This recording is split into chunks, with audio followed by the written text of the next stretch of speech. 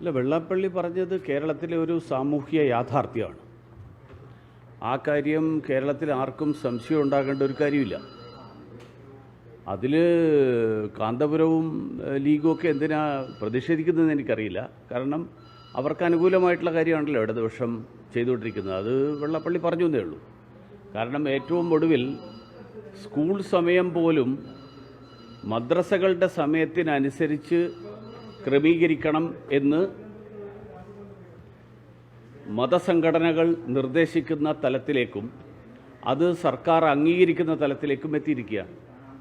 അപ്പോൾ അങ്ങനെയൊരു സാഹചര്യം കേരളത്തിലെ എല്ലാ കാര്യങ്ങളും ഈ ഇടതുപക്ഷ സർക്കാരിൻ്റെ കാലത്ത് പ്രത്യേകിച്ച് മതസംഘടനകൾ ഒരു പ്രത്യേക സമുദായത്തിൻ്റെ സംഘടനകൾ, ആ സമുദായത്തിൽ പെടുന്ന ആളുകൾ, ആ മതത്തിൽ പെടുന്ന ആളുകൾ, അവർ എടുക്കുന്ന നിലപാടുകൾ, ആ നിലപാടുകൾക്കനുസരിച്ച് സർക്കാർ പ്രവർത്തിക്കുന്ന ഒരു സാഹചര്യം, ആ സാഹചര്യം ഉണ്ട് എന്നുള്ളത് എല്ലാവർക്കും അറിയാം.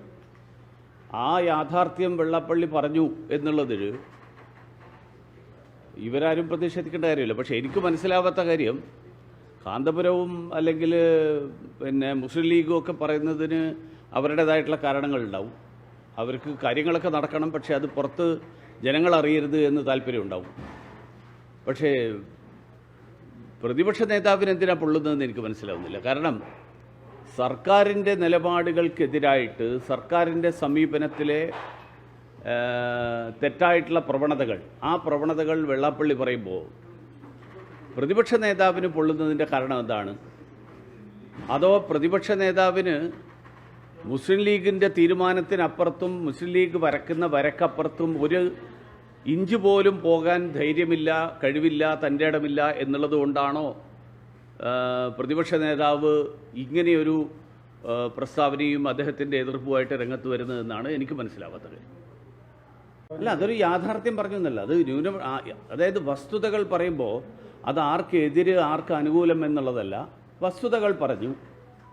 അത് ആരെങ്കിലും എതിരായിട്ടോ ആരെങ്കിലും അനുകൂലമായിട്ടാണോ എന്ന് നോക്കിയിട്ട് വസ്തുതകൾ പറയാൻ പറ്റില്ലല്ലോ. വസ്തുതകൾ പറയുമ്പം വസ്തുതകൾ പറയും, അത് യാഥാർത്ഥ്യമാണ്. ആ യാഥാർത്ഥ്യമല്ല എന്നുള്ളത് സർക്കാർ നിലപാടുകളിലൂടെയാണ് അല്ലെങ്കിൽ സർക്കാരിൻ്റെ സമീപനങ്ങളിലൂടെയാണ് അത് തിരുത്തേണ്ടത്. അല്ലാതെ സർക്കാർ ഇതെല്ലാം ചെയ്യുകയും അതിനുശേഷം അതാരും പുറത്തു പറയാൻ പാടില്ല എന്നുള്ള ഒരു കാഴ്ചപ്പാട്, അങ്ങനെ ഒരു നിലപാടെടുക്കുകയും ചെയ്യുമ്പോൾ അത് ചിലപ്പോൾ എല്ലാവരും അംഗീകരിക്കണമെന്നില്ല. വെള്ളപ്പള്ളി അതാണ് ചെയ്തത്.